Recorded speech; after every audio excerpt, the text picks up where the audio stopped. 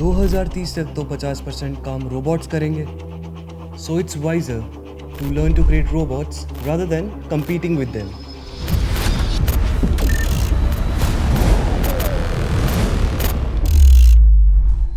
You know what's different here?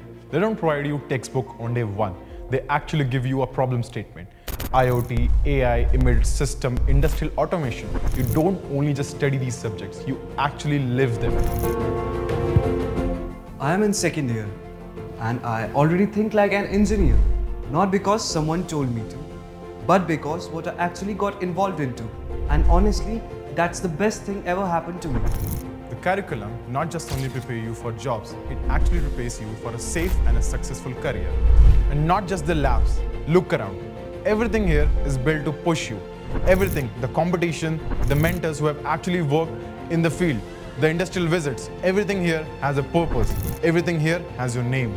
Apply now at Chandigarh University, Uttar Pradesh in B.Tech Robotics and Automation Program.